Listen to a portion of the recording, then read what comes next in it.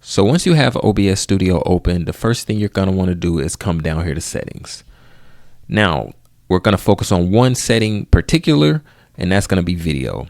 The audio settings are usually pretty good out of the box, but this you really have to play with because what you can use is going to be highly dependent on your PC's performance. So just play around with these and see what you can actually run. So once you've set that, you can just go to OK. Now, once you've done that, you want to come down here to sources, hit this little plus icon, and we're going to add a screen. So it'll be different for you, but it'll always have this screen icon right here. And for me, that just so happens to be attached to macOS screen capture. So I'm just going to click that and I'm going to hit OK.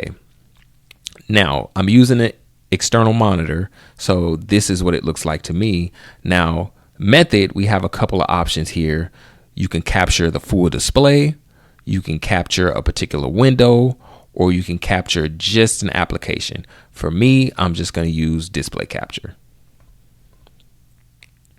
Now, once you have that added, you're going to want to come down here again and add an audio source.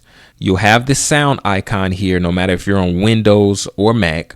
But for me, the name of it is going to be macOS audio capture. So I'm going to just click that. And I'm going to hit OK. Now, again, method, you have a few options. Well, actually, you have a couple options. You can capture the whole computer, which is pretty much the master volume, or you can capture just a specific application. So I'm going to do the desktop audio. Now, once you have this done, you are good to go.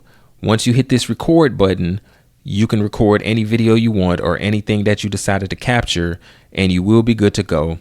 Anyway, peeps, it's been your boy King from Solve. I'll see you in the next one.